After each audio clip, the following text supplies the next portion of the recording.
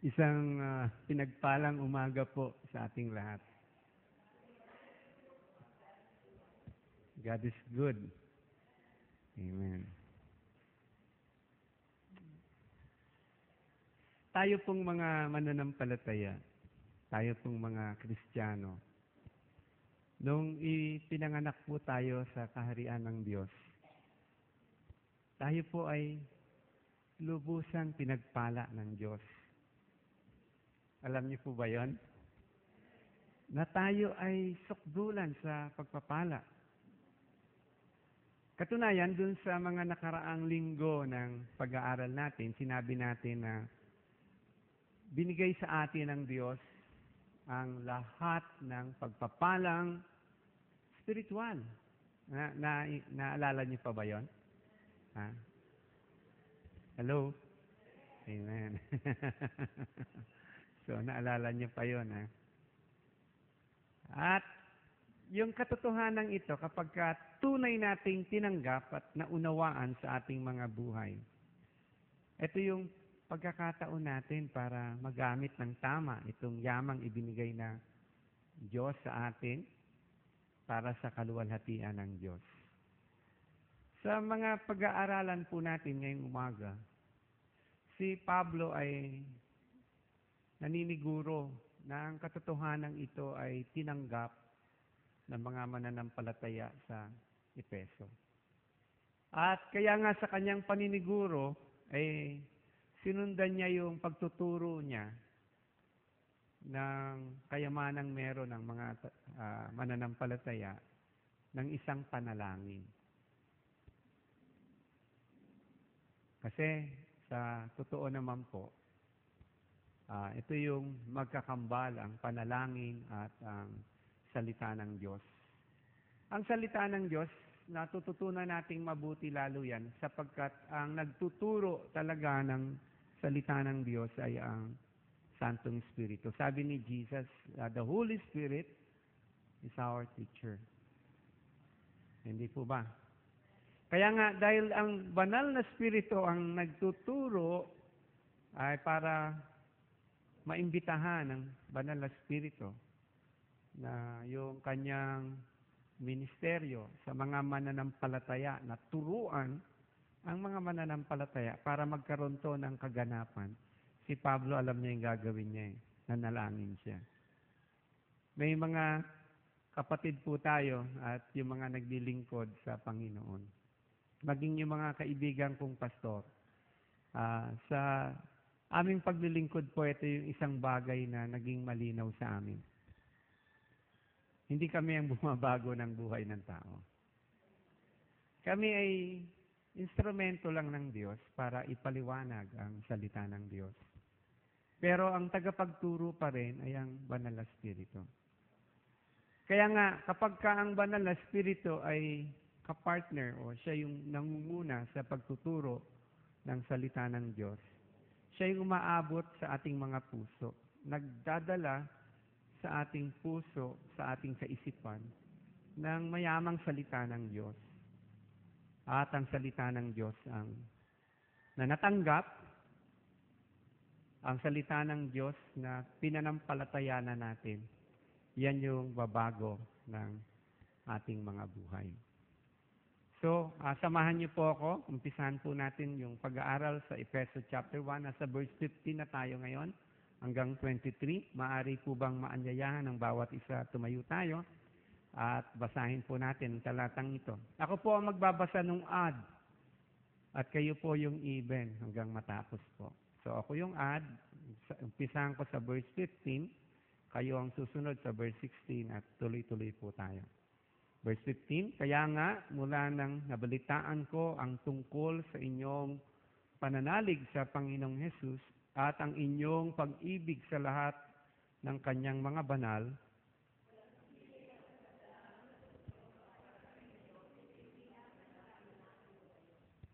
hinihiling ko sa Diyos ng ating Panginoong Hesukristo ang maluwalhating Ama na ipagkaloob niya sa inyo ang Espiritu na nagbibigay ng karunungan at nagpapahayag tungkol sa Diyos upang lubos ninyo siyang makilala.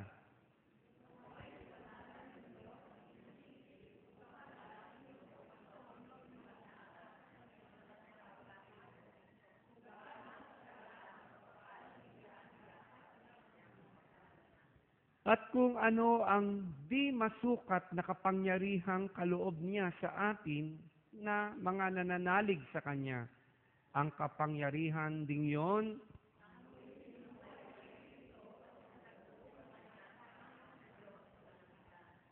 kaya't nasa ilalim ng kapangyarihan ni Kristo ang lahat ng paghahari, kapamahalaan, kapangyarihan at pamunuan sa kalangitan. Higit na dakila ang kanyang pangalan kaysa sa lahat, hindi lamang sa panahong ito kundi maging sa darating.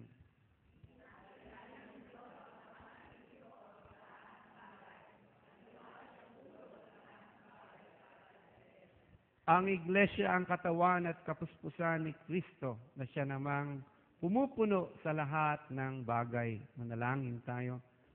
Ang dakilang Diyos, iniimbitahan po namin ang pagtuturo ng Santong Espiritu sa bawat isa sa amin.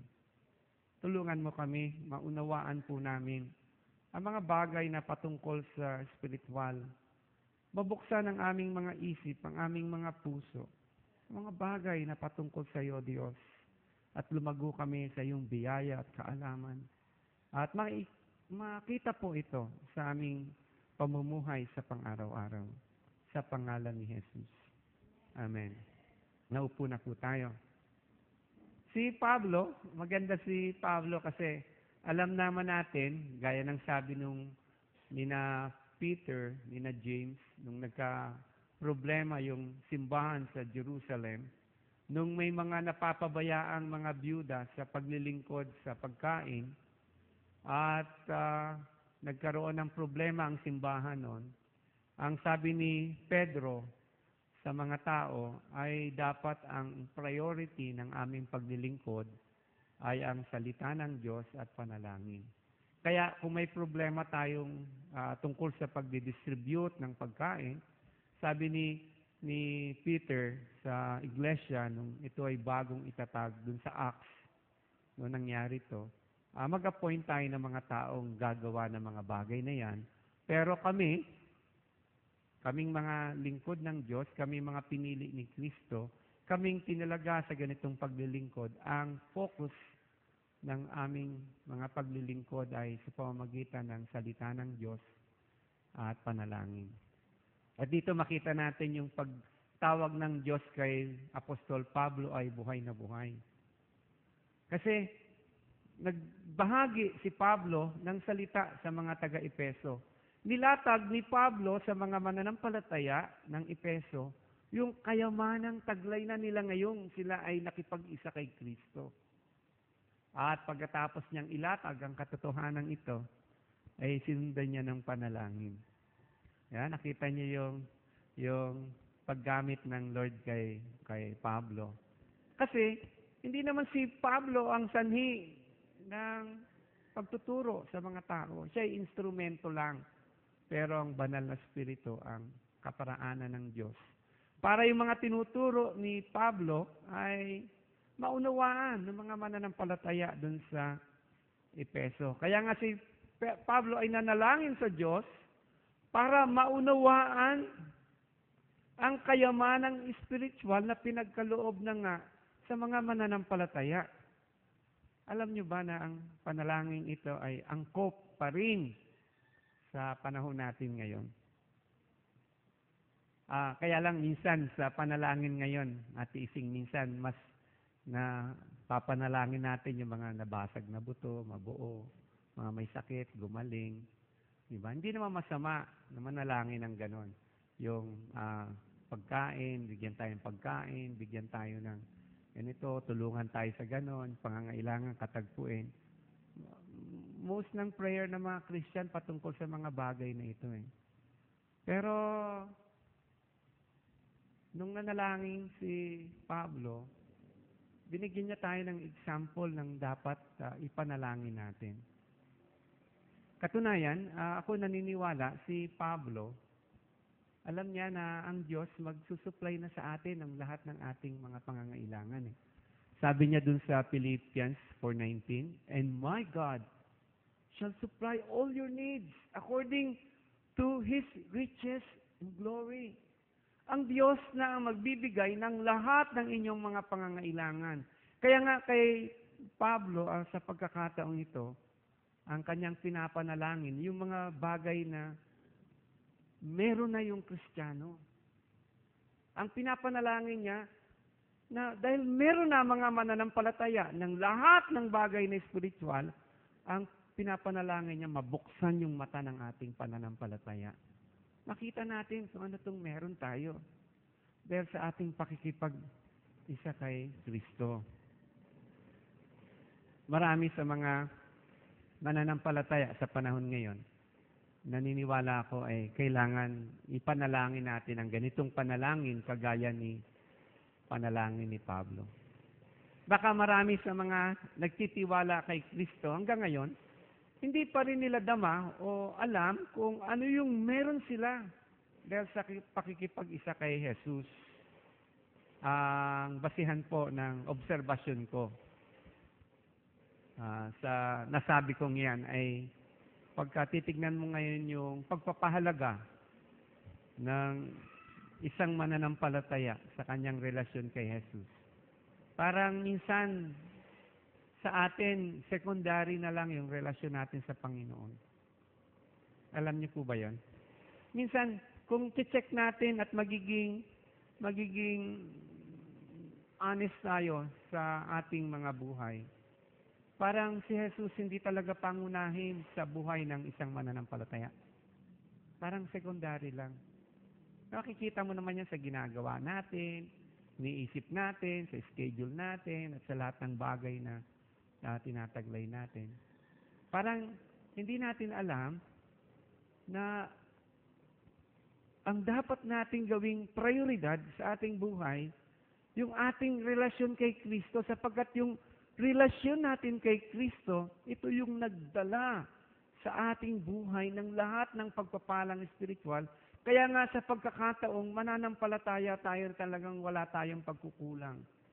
The Lord is my shepherd, I shall not want. Magkakaroon tayo ng ganong matibay na paninindigan sa ating buhay sapagkat alam natin yung katotohanan ng anong meron tayo sa Panginoon. Hindi para bang hanggang ngayon ang pinagpipray natin parang laging yung wala sa atin . Not knowing that God has provided for our every need. Diba? Yung ibon nga, hindi mamamatayan, sabing gano'n ni Jesus, kung hindi alam ng Diyos Ama sa langit. Yung buhok natin, hindi malalagasan ng isang piraso yan, na hindi alam ng Diyos sa langit. Ano pa kaya tayo na minamahal ng Diyos? Tayo na mga mananampalataya na pinili ng Diyos mula pa man nung likhain ng Diyos ang sanlibutan. Hindi sorpresa sa Diyos, nakita ka sa simbahan. Hindi sorpresa sa Diyos na nakita niyang minamahal mo siya kasi ika'y pinili na ng Diyos. At ang pagiging soberano ng Diyos ay hindi matatawaran ng mga karanasan. Wala nga aksidente sa buhay Kristiyano . Lahat ay insidente, makikita natin yung kaluwalhatian ng Diyos. Kaya nga, nasabi ko, siguro, itong prayer ni Pablo na pag-aaralan natin ngayon, ito yung prayer na dapat ipinapanalangin natin, una sa sarili ko at sa bawat isa sa atin naririto. Maaring hindi natin talagang nadadama o nakikita o nauunawaan ang biyayang espiritual at pinagkaloob ng Diyos sa atin. Kaya nga makikita to sa ating pakikipag-ugnayan sa Panginoong Jesus. Parang secondary lang siya. Parang ang nasusunod pa rin yung sarili natin, ang pangunahin pa rin yung sarili natin, at kung sakali naman na yung kalooban natin ay kaugnay sa kalooban ni Kristo, doon lang susunod si Kristo . Doon lang shoot si Kristo sa buhay natin. Pero yung kalooban ni Kristo, kapag hindi yan naging kalooban mo, ay hindi ka shoot. Yan makikita yung sa ating relasyon, kung gaano kadalisay ang relasyon natin sa Panginoon. Noong nakarang linggo, nagbahagi si Pablo ng mga sample pa lang, no? Ng mga kayamanang espiritual na taglay na nga natin. At ngayong linggo ay sinundan niya ng panalangin para para malubos ang pagkaunawa natin sa mga kayamanang taglay ng bawat isang mananampalataya. Ngayong umaga, sa verses 15 to 23, makikita natin dito yung apat na ipinanalangin ni Pablo para sa ating mga mananampalataya. Alam niyo ba, ang Efeso ay nung tinanim ni Pablo yung simbahang yan, ay sukdulan yung pagpapalang spiritual nga sa simbahang yan. At napakadaming himala at milagrong nangyari. Pinakita ang Diyos na patotoo ng Diyos, testimonya ng Diyos, na siya'y kasama ng mga simbahan sa Efeso. Katunayan, sabi ko nga, dito yung panyulang ni Pablo, pahid kay Pablo. Nagmimilagro na dun sa mga may sakit. Katunayan dito, dahil sa pagkilos o sa ministeryo ni Pablo ng salita ng Diyos, marami dito sa mga mananampalataya sa Efeso nagsuko ng kanilang mga Diyos-Diyosan. No? Yung mga dati-dating ginagawa nilang paraan ng pagsamba, kasi marami dito ay mga idolater, sumasamba kay Diana. Sinuko nila yung mga libro nila at mga bagay patungkol dun sa pagsamba sa ibang Diyos-Diyosan. Sabi dun sa Acts, umabot ng 50,000 pieces of silver. Ganong kadami. Talagang napakalaki ng impact ng salita ng Diyos sa mga taga-Efeso.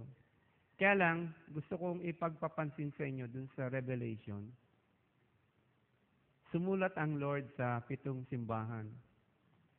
At kasama dun sa sinulatan ng Diyos, sa pamamagitan ni Apostol John, no, ay ang simbahan ng Efeso. Alam niyo ang sabi ng Lord sa kanila? Alam niyo? You are hot or cold. Nanlamig ka. Nanlamig ka sa iyong pakikipag-ugnay sa Diyos.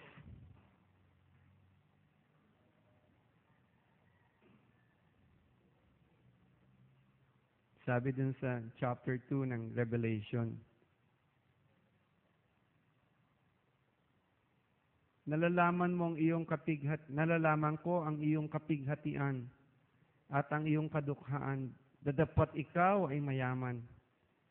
At ang pamumusom ng mga nagsasabing sila'y mga Hudyo at hindi sila gayon, kundi isang sinagoga ni Satanas.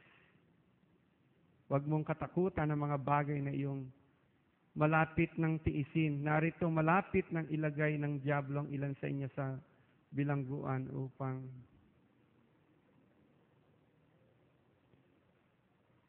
upang kayo'y masubok, magkaroon kayo ng kapighatiang 10 araw.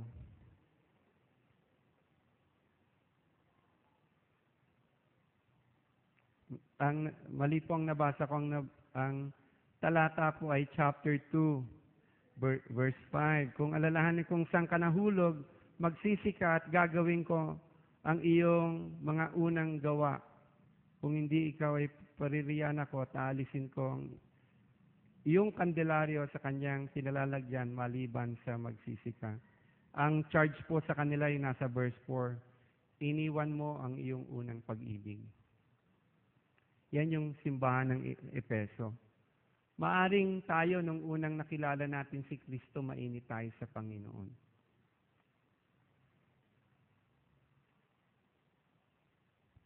Pero dumarating ang panahon na si Jesus, nasabi natin Panginoon ng buhay natin, ay nanlalamig tayo sa ating relasyon sa Kanya. Kaya sabing gano'n ni Pablo, kung kayo ay nanlalamig, magsisi kayo. Kasi darating ang araw, tatanggalin ko, sabi niya, yung kandileryo sa kanyang kinalalagyan. At katunayan, maraming ang nagsasabi itong simbahang ito'y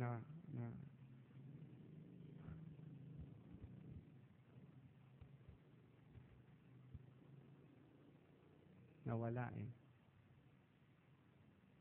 Kaya nga, Ang panalangin ni Pablo sa atin unang-una, makilala natin ang lubusan ng Diyos.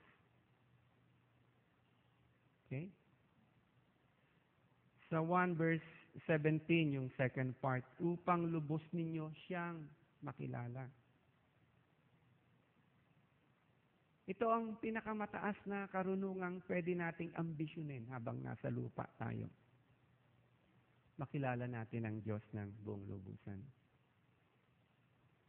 Kaya nga, ang panalangin ko maging seryoso tayo sa ating personal devotion sa Lord. Di ba?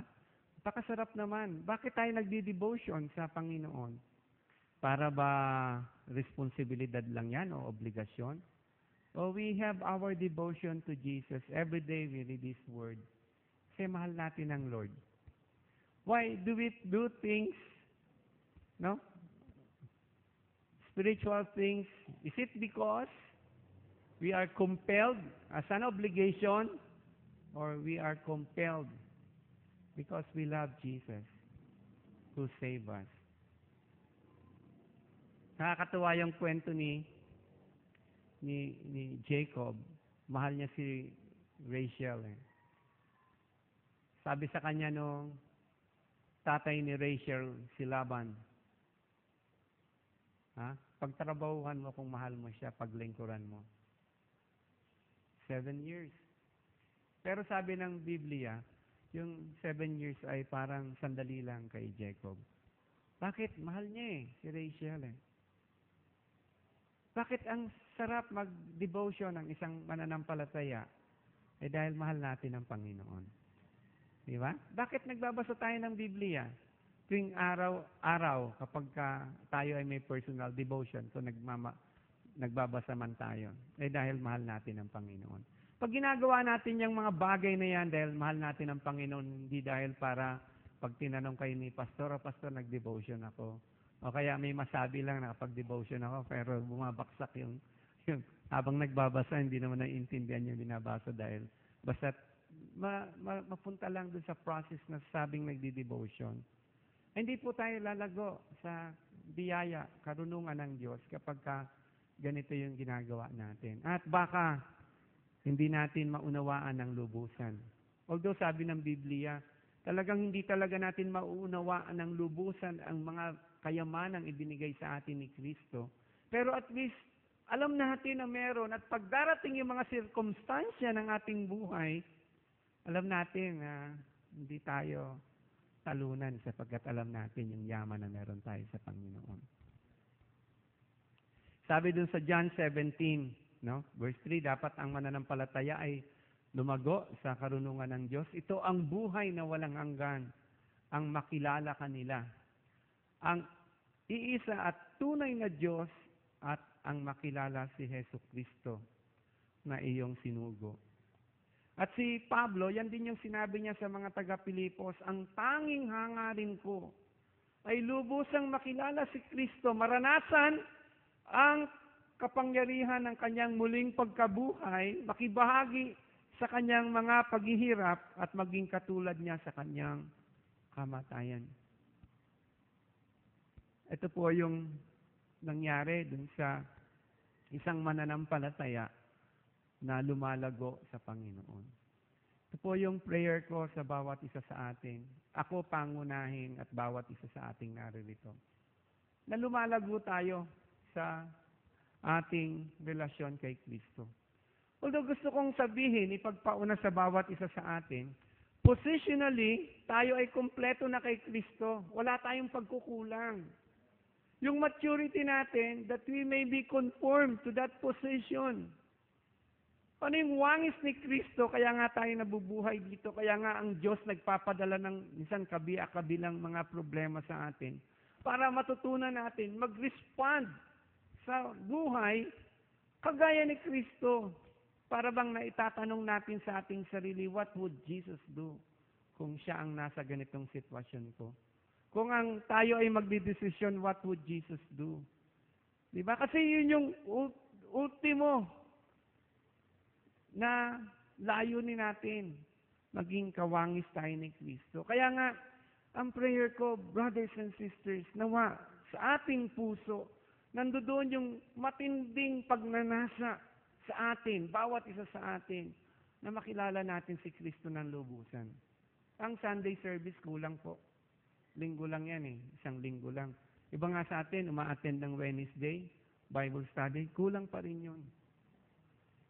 Araw-araw po yung ating gawin, pakikipagniig sa Diyos. Let us commune with Jesus every day. Makilala natin siya at maging kawangis tayo ng Kristo. Matutunan nating magmahal kagaya ni Kristo. Matutunan nating magtiwala kay Kristo. Matutunan natin na yung pag-asa natin nakalaan lang kay Kristo. Hindi tayo madidisappoint sa buhay pagka nag-fail ng tao sa atin. Sapagkat alam natin si Kristo, sa Kanya natin ibinigay ang ating pag-asa.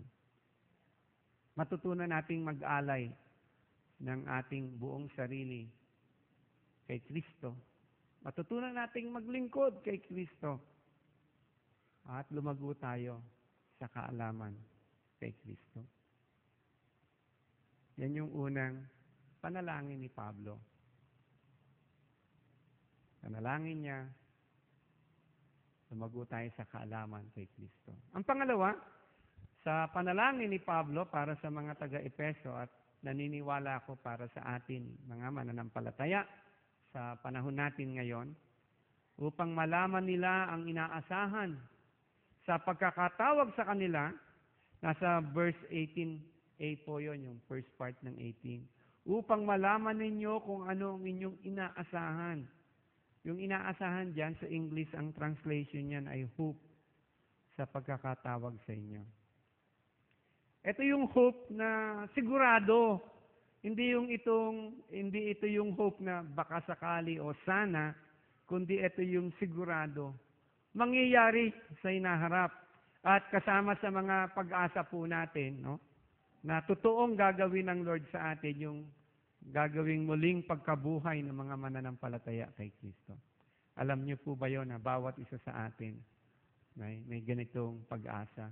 Kasi lahat tayo mamatay eh. Diba? Pero ang pag-asa natin, pagkatas nating mamatay, no, uli tayong mabubuhay kasama ni Kristo. Nung first Sunday ng taong ito, si Nanay Silay, nilibing siya, no, namatay siya. 80 plus na si Nanay Silay. Alam nyo, yung mga kagaya po ni Nanay Silay, ang napakasarap dalin sa huling hantungan. O bakit? Kasi kilala ko si Nanay Silay at alam na alam ko kung paano niya minahal ang Panginoon. Alam niyo, minsan may storya yan si Nanay Silay. Kasi matanda na siya, nasa 80 plus na siya. Isang araw, nasa bukid siya at nagtatanim, nagtatrabaho sa bukid. Nung yung kanyang reading glass ay nawala, nahulog dun sa bukid. At hanap siya ng hanap sa bukid, hindi niya makita yung reading glass niya. Kaya, ang response niya dito, umiyak siya sa Panginoon. Sabi niya, Lord, nawala yung salamin ko. Importante sa akin yung nagbabasa ako lagi ng Bible, araw-araw. Pag nawala yung salamin ko, paano na ako magbabasa, Lord, ng salita mo? Umiyak siya sa Lord. Nasa bukid siya kasi hindi niya makita yung salamin niya. Kaya sabi niya, Lord, ang dalangin ko, bigyan mo uli ako ng pera para makabili ako ng reading glass. Pero kung ayaw mo akong bigyan ng pera, sabi niya, ayusin mo na lang itong mata ko, kaya pwede ako magbasa kahit walang salamin. Alam niyo, hindi siya binigyan ng Lord ng pera eh. Inayos ng Lord yung mata niya. Kaya pag pumupunta nung kami sa Indang Cavite, pag mag-scripture reading, tawagin ko si Nanay Silay.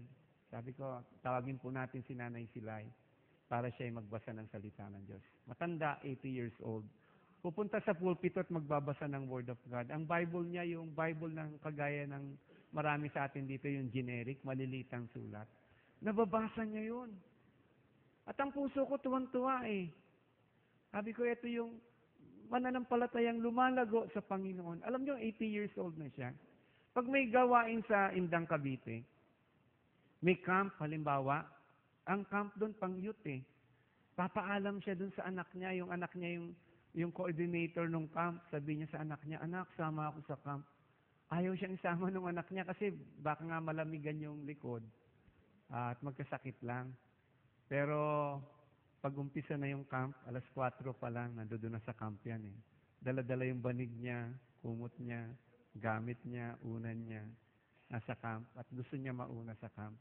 Tanungin mo kung bakit. Kasi sabi niya, kailangan pagdating ng mga batang dito sa camp, nakita ko maayos yung kanyang tutulugan. Kaya lininisin niya agad lahat yun. Malupit si Nanay Silay sa kanyang pagmamahal sa Lord. Alam nyo, wala siyang memory verse. Memory chapters. Ang minememorize niya buong chapter ng scripture. Sa Psalm, hindi ko mabilang kung ilan na yung pinarecite ko sa kanyang memory chapter. Pero, madami. Sabihin ko, Nanay Silay, anong memory chapter mo ngayon? Sasabihin niya sa akin, ang awit pagka matutulog. Memorize niyan mula verse 1 hanggang matapos. Diba? And I'm excited to see Nanay Silay again sa pagbabalik ng Panginoon. Diba? Ito yung pag-asa natin. Ito yung panalo tayo mga mananampalataya. May pag-asa tayo. Na hindi lang dito sa buhay ngayon dito sa lupa, kundi pagkatapos ng buhay natin dito. Buhay na walang hanggan mga kasama natin si Kristo.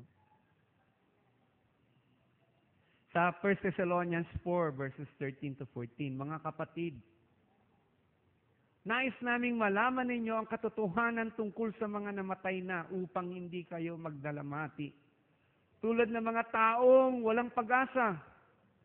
Dahil naniniwala tayong si Jesus ay namatay at muling nabuhay. Naniniwala din tayong bubuhayin ng Diyos. Ang lahat ng namatay na sumampalataya kay Jesus upang isama sa Kanya. No. Nung namatay si Nanay Silay, yung unang nakita niya si Jesus. Diba? What a glorious inheritance. Kaya nga, sabing ganun ni Pablo, nawa, makita nyo itong pag-asa na taglay nyo. Taglay nating mga mananampalataya, walang talo sa buhay natin. Hindi tayo dadako sa punto ng buhay, sabi natin, I regret my life. Wala.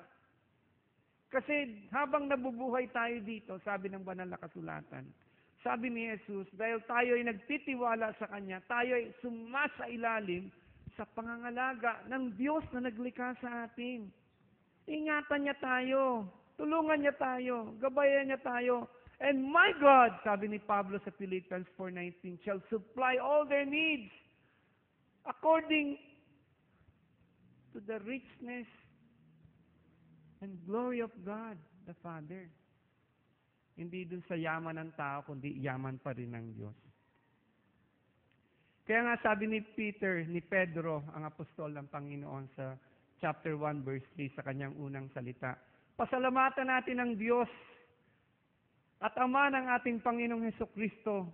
Dahil sa laki ng habag niya sa atin, tayo'y binigyan niya ng isang panibagong buhay sa pamamagitan ng muling pagkabuhay ni Hesukristo mula sa libingan. At ito nagbigay sa atin ng isang buhay na pag-asa. Ang pag-asa po natin kailanman di namamatay. Pag-asa po natin ay buhay na pag-asa.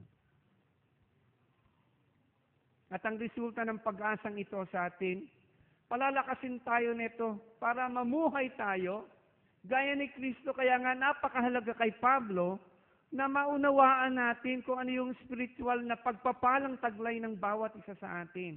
Kaya nga nanalangin si Pablo para maunawaan natin yung pag-asa, yung inaasahan natin dahil sa mga biyayang ito ng Panginoon. Kaya nga, dahil sa pag-asa na isang araw makakatagpo natin muli si Kristo kung tayo ay mawawala na sa mundong ibabaw. Ito'y magiging hamon sa atin para maging matuwid at malinis ang ating pamumuhay. Sa 1 John chapter 2 verses 29 at saka chapter 3 verse 3, sabi gano'n, kung alam ninyong si Kristo'y matuwid, dapat din ninyong malaman na ang bawat gumagawa ng matuwid ay anak ng Diyos. Kaya nga ako naniniwala, tayo ay pinili ng Diyos. Tayo ay bago pa lang likhain ng sanlibutan. Bago pa lang likhain ng mundo, pinili tayo ng Diyos at ang pagpili ng Diyos sa atin para maging matuwid tayo. Yung iba natatakot dun sa sinasabing doctrine of election. Baka abusuhin. Baka lapastanganin dahil sabihin ng isang tao na siya ay pinili ng Diyos at dahil siya ay pinili ng Diyos, gawin niya na kung ano yung ganyang kasalanan sapagkat pinili naman siya ng Diyos. Hindi po, pinili tayo ng Diyos at binigyan tayo ng bagong nature ng Panginoon. Tayo ay naging bagong nilalang kay Kristo. At dahil sa Espiritu ng Diyos at pagkakapili sa atin ng Diyos, tayo po ay tinuturuan ng Diyos gumawa ng matuwid sa ating buhay. Kaya nga yung mga baluktot natutuwid sa isang tunay na Kristiyano. Kaya nga ang isang Kristiyano may testimoniya ng pagbabago sa kanyang buhay. Kasi yun ay nangangahulugan ng Espiritu ng Diyos ang kumikilos sa kanyang buhay at tumutulong sa kanya, dadala ng tamang mga pagbabago sa kanyang buhay. Sa chapter 3, verse 3 ng John, sabing, kaya nga't ang sino man may ganitong pag-asa ay nagsisikap na maging malinis ang pamumuhay tulad ni Kristo. Hindi tayo perpekto nung tayo naging Kristiyano. Pero alam ko, bawat isa sa atin, alam natin yung kahalagahan ng pagkakaroon ng malinis na buhay sa Panginoon. Amen ba doon? Ang Espiritu ng Diyos ang magpapatotoo sa atin na ang kalinisan ay hinahangad ng Diyos sa ating buhay. Amen po ba? Kaya nga, dati-dati, pag nagkakasala tayo, baliwala sa atin yung kasalanan Pero ngayon, dahil tayo ay nakay Kristo na pag nagkakasala tayo, nalulungkot tayo sa nagawa natin Kaya nga, naikukumpisal natin to sa Diyos para linisan tayo sa ating mga kasalanan.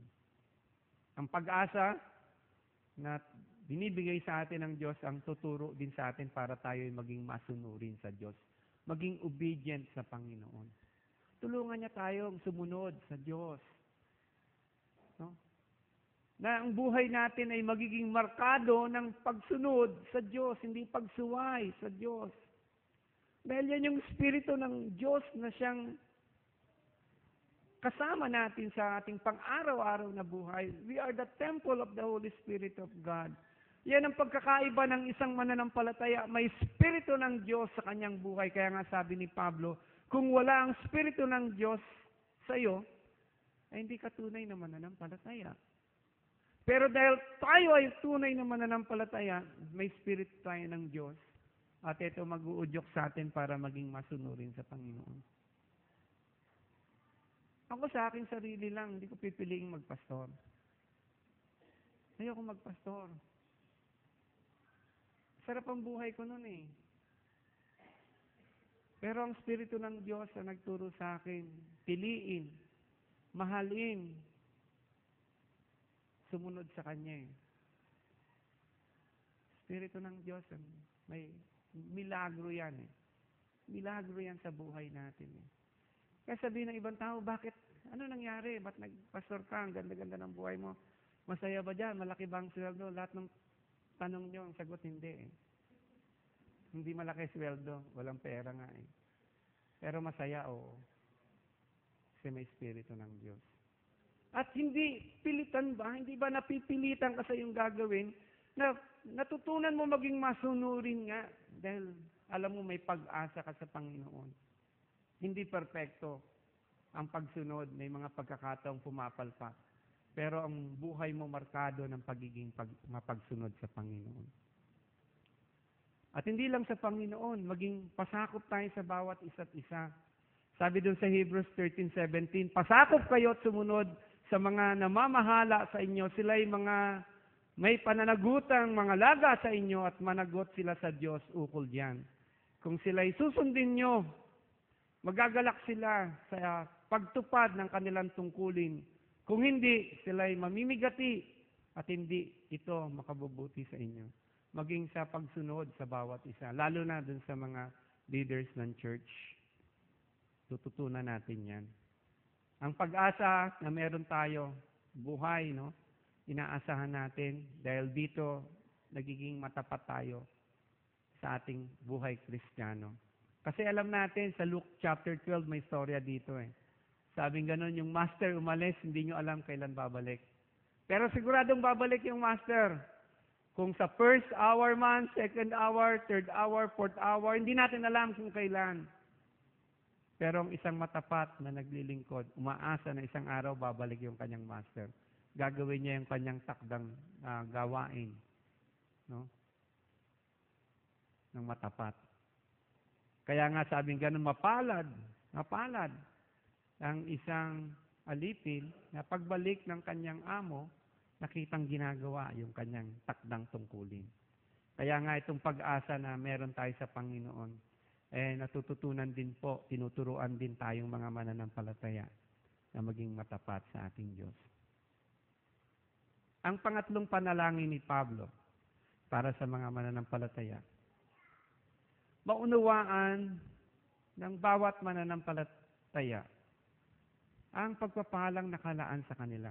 Sa verse 18 ng chapter 1, yung second part, kung gaano kasagana, tingnan niyo yung salitang ginamit, kasagana, ang pagpapalang inilaan niya para sa kanyang mga banal.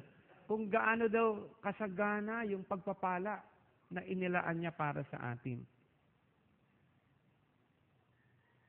Mga kapatid, alam niyo ba pag tinitignan tayo ng Diyos, ang nakikita ng Diyos sa atin hindi yung nakaraan natin. Nakikita tayo ng Lord yung finished product na.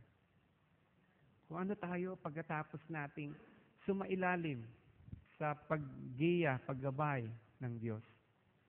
Hindi markado o bilang ng Diyos yung mga pagkakamali natin, yung mga kahihiyan natin nung nakaraan. Kung gaano kalayo ang east sa west, ganong kalayo, nilayo ng Diyos ang kasalanan sa atin. Kaya nga pag tinitignan tayo ng Panginoon sa mga sandaling ito, ang nakikita sa atin si Kristo. At dahil si Kristo ang nakikita sa atin, yung kanyang buong pagmamahal sa binibigay sa atin. Katunayan, sa Biblia, maraming istorya, actual encounter.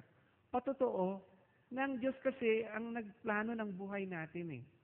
Siya ang nag-akda ng buhay natin. Ang pagiging soberano ng Diyos ay guarantee natin na God will complete what He started in our lives. Makukumpleto ng Diyos yung sinimulan niya sa ating buhay. Nung nakita ng anghel si Gideon ng pagkakataon na yan sa lumang tipan, siya ay matatakutin. Katunayan dun sa chapter 6, verse 11, patago ang paggiik ni Gideon upang hindi siya makita ng mga Midianita. So, si Gideon, patago siya sa kanyang ginagawa dahil yung mga kalaban nila baka makita siya. Pero nakakatuwa dun sa verse 12 ng chapter 6, nagpakita sa kanya ang anghel ni Yahweh at sinabi kay Gideon. Tignan niyo yung sinabi kay Gideon, no? Na takot makita ng Midianita.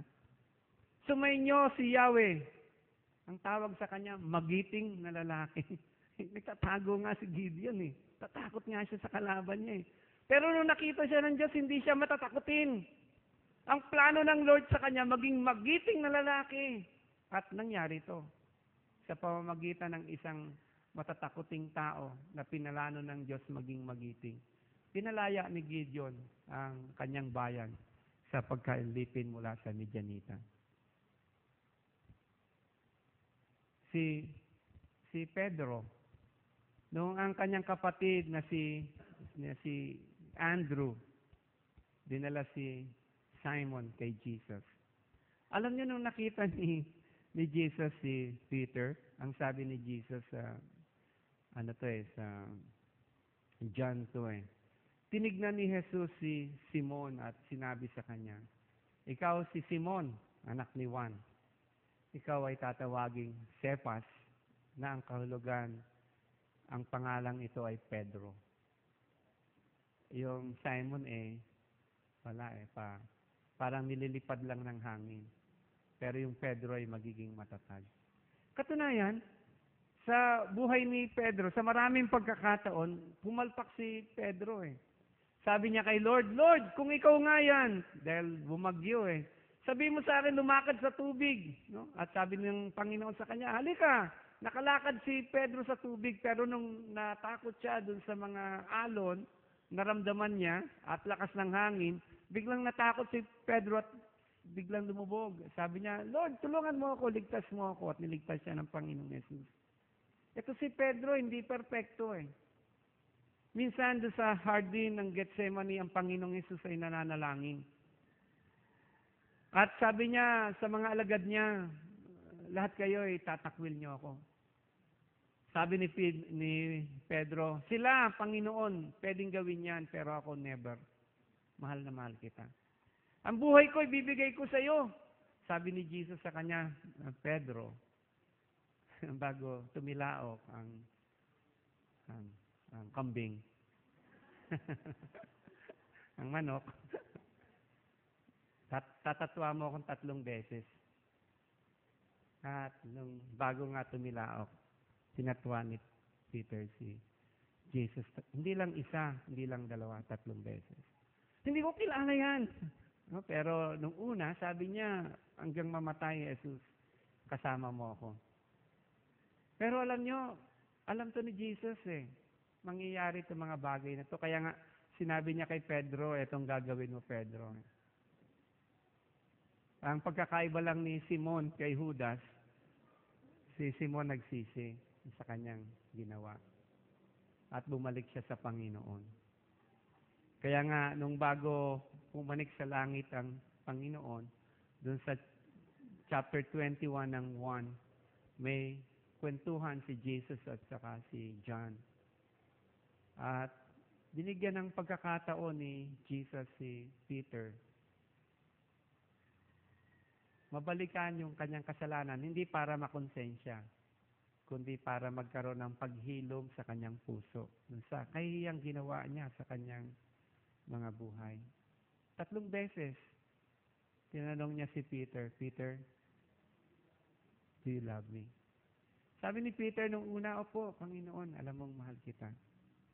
Yan na si Peter, tanggal na sa kanya yung yabang sa kanyang katawan, sapagkat alam niya, wala siyang ipagmamalaki sa harapan ng Diyos. At tinanong uli siya ng Panginoong Yesus, pangalawang pagkakataon, Peter, do you love me? Sabi ni Peter, yes Lord, mahal kita. At pagkatapos na ito, tinanong siya ng pangatlong ulit. Napaiyak na si Peter. Sabi niya, Lord, alam mo ang puso ng tao. Kilala mo sila. Alam na alam mong mahal kita. Binigyan siya ng Panginoon ng pagkakataong mabalikan yung nakaraan. Magbago dun sa nakaraan. Alam niyo po, ito yung biyaya ng Lord sa atin eh. Dami nating tama eh, di ba, sa mundong ginalawan natin. Lahat naman tayo makasalanan eh. Wala naman sa ating nakaabot sa Diyos pamamagitan ng sariling gawa. Our best performance is not enough. But praise God. Salamat sa Diyos. Ang kaligtasan ay biyaya. Walang sino man karapat-dapat sa atin, pero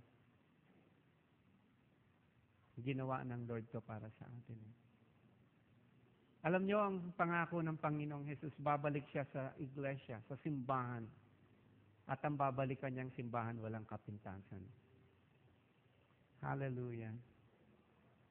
Matatapos, kukumpletuhin ng Diyos ang sinimulan niya sa ating buhay. Amen ba doon? Nasa bandang huli, we can all be like Christ. Nagiging kawangis tayo ni Kristo. Amen. Amen. Sabi ni Paul, yan yung isa sa mga prayer ko sa inyo. Sa mga prayer ko.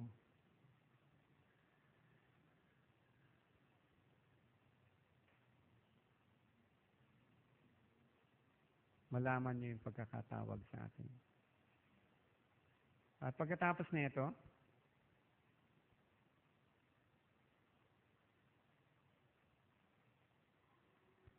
Ang panghuli na panalangin ni Pablo sa mga mananampalataya, malaman natin ang kapangyarihan ng Diyos kung ano ang di masukat na kapangyarihang kaloob niya sa atin na nananalig sa Kanya.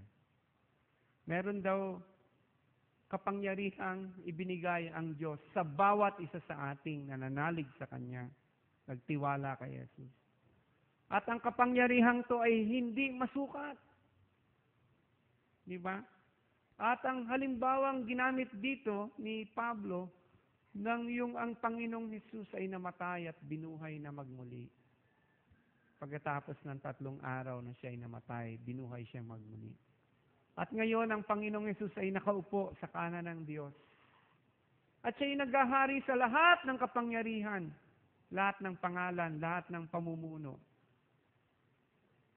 That in the name of Jesus, every knee shall bow, and every tongue confess that Jesus is Lord. Di ba? Lahat.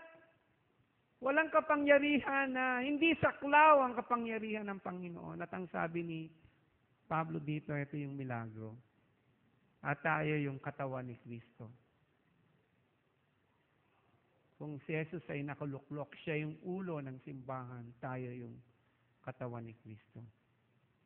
Mga kapatid, kabahagi tayo ng kapangyarihan na ito ng Diyos. Bilang isang mananampalataya, huwag mong sabihin sa iyong sariling mahina ka. Totoo, sa ating sarili, mahina tayo, pero dahil sa ating pakikipag-isa kay Kristo, may lakas, kapangyarihang binigay ang Lord sa atin. Laging nating sinasabi, the spirit is willing, but the flesh is weak. Totoo. Kaya nga, may kapangyarihang binigay sa atin ng Lord para matulungan tayo mapanglabanan yung kahinaan ng ating laman. Binigyan tayo ng kapangyarihan ng Diyos sapagkat habang nabubuhay tayo sa sanlibutan, may kalaban tayo. Ang kalaban natin, hindi yung kapitbahay natin, hindi yung presidente natin, hindi yung mayor natin o barangay leader natin o kung sino pa man. Ang kalaban natin si Satanas na nais nakawin sa atin yung biyayang taglay na ibinigay sa atin ng Panginoon. Kaya may kapangyarihan tayo para hindi siya magtagumpay. Diba? Ang kapangyarihan na binigay sa atin ng Diyos ang tutulong sa atin para hindi tayo mahiya. Ihayag ang mabuting balita ng Diyos sa ibang tao. No? May share natin sa kanila na maging sila man ay mahal ng Diyos. At si Jesus ay namatay sa krus ng Kalbaryo. Inilibing siya.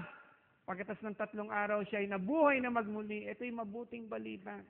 Para pagbayaran ang kasalanan ng lahat ng tao upang tayo ngayon na makasalanan ay makasumpong ng kapatawaran ng Diyos. Di ba? At tayo ay puspusin ng Diyos ng Kanyang Santong Espiritu upang mapanimulan ang buhay na kasama ang Panginoon. Ang kapangyarihan ay para tayo ay lumago sa ating pamumuhay spiritual. Hindi tayo manatiling mga mangmang sa mga bagay ng Espiritu ng Diyos, sa mga nilaan ng Diyos sa atin. Ang kapangyarihan ay para sa atin. Tulungan tayo sa pagbabago ng ating buhay. Di ba binigyan tayo ng Lord ng new creation, bagong puso, bagong buhay. At ang kapangyarihan ng Diyos na yan ang tutulong sa atin para maging katotohanan, no? Praktikal na katotohanan, realidad itong pagbabagong ito sa ating buhay. Binigyan tayo ng kapangyarihan para mapagtagumpayan natin yung mga kasalanan. We will overcome every sin sa biyaya ng Panginoon. Mapagtagumpayan natin ang mga tukso.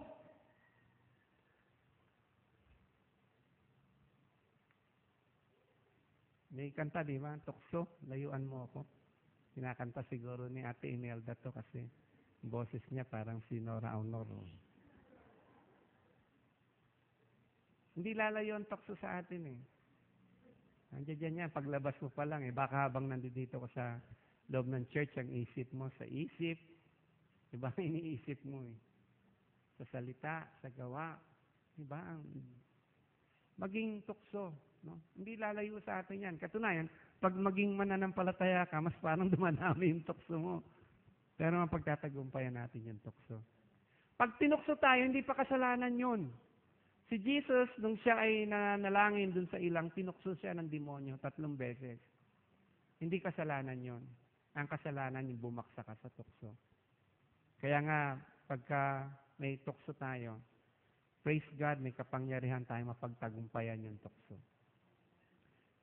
May kapangyarihang binigay ang Lord sa atin para makita natin, no? Mapamuhay natin yung kalooban ng Diyos. Diba? Magiging pleasure, masayang bahagi ng buhay natin, yung ginagawa natin yung kalooban ng Panginoon. Hindi pabigat, sabi nga ni John, obeying the commandments of God are not grievous, hindi pabigat ng buhay yan, kundi magiliw nating susundin sapagkat masaya tayo, sumusunod sa kalooban ng Panginoon. Yan yung kapangyarihang binigay ng Lord sa atin. Binigyan tayo ng kapangyarihan ng Diyos maglingkod sa Kanya. Napakahalaga po nung panalangin, itong 4 na pinanalangin ni Pablo para sa mga mananampalataya sa Efeso. At sa panahon po natin, ito din yung panalangin na angkop sa bawat isa sa atin. Maunawaan natin yung kapangyarihang meron tayo. Yung pag-asa na meron tayo. Yung inaasahan natin. Maunawaan natin yung lumago tayo sa kaalaman sa Panginoon. Maunawaan natin yung pagpapala na kalaan para sa atin. Ang panalangin ko ngayong umaga, nawa nga, Lord, tulungan mo po kami. Hindi po sufisyente yung karunungan ng tao para maintindihan natin to ng lubos. Imbitahin natin yung banal na Espiritu sa ating puso, sa ating buhay, na ipakita sa atin. Mapangawakan natin itong mga katotohanan ito. Matanggap natin at ipamuhay natin ang katotohanan ito. Sapagkat ang katotohanan ito ang siyang pabago ng ating buhay.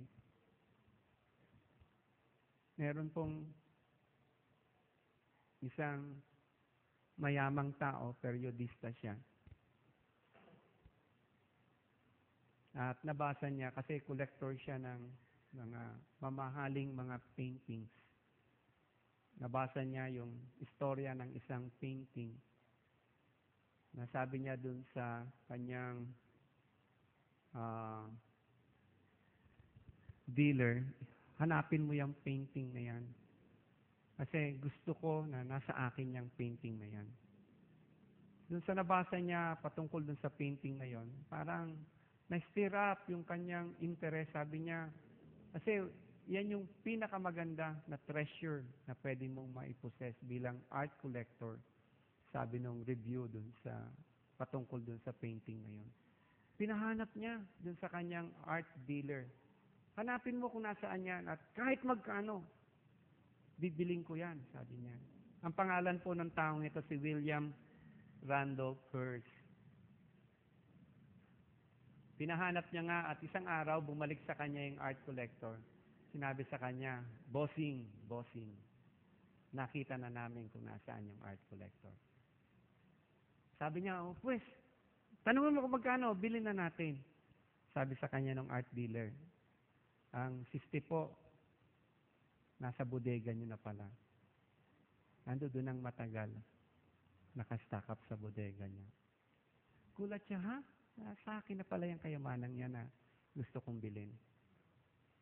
Ang mga Kristiyano, pansinin niyo si Paul sa kanyang panalangin. Hindi siya nanalangin kung ano yung kulang sa kanilang buhay. Wala siyang pinanalangin, Panginoon, tulungan mo po kami, provide mo po itong ganitong pangangailangan. Tulungan mo po kami, bigyan mo kami ng wisdom, bigyan mo po kami ng ganito. Hindi siya pahingi noon. Ang panalangin ni Paul ay nakasentro. Sa katotohanan, sinasabi ng Diyos, pinagkaloob na sa atin ang lahat ng spiritual na kayamanan dahil nakipag-isa tayo kay Kristo. Ang panalangin ni Pablo, mabuksan ang ating isip. Makita natin kung ano yung taglay nating yaman. Manalangin tayo. Dakilang Diyos, salamat po sa kayamanang taglay ibinigay mo sa bawat isa sa amin. Santong Espiritu, tulungan mo po kami, maunawaan namin ang lubusan ito. Ang salita ng tao, ang karunungan ng tao, ang isip ng tao ay hindi po sufisyente para madala po sa aming isip, sa aming puso, ang katotohanan ng iyong salita. Tulungan mo kami. Sa mga pagkakataong binabaliwala namin o minamaliit namin kung ano yung biyaya na ibinigay mo na sa aming buhay. Sa mga pagkakataon na nakikita namin yung mga sarili naming imbis na magpuri, magpasalamat ay nagrereklamo, animoy parang kulang na kulang. Ang kagandahang loob mo sa bawat isa. Tawarin mo kami. Panalangin namin ngayong umaga. Buksan mo ang aming isip. Makita namin kung ano nga ang meron kami kay Kristo. Abutin mo ang bawat puso, bawat isip, bawat isa sa amin. Salamat po sa pangalan ni Jesus. Amen.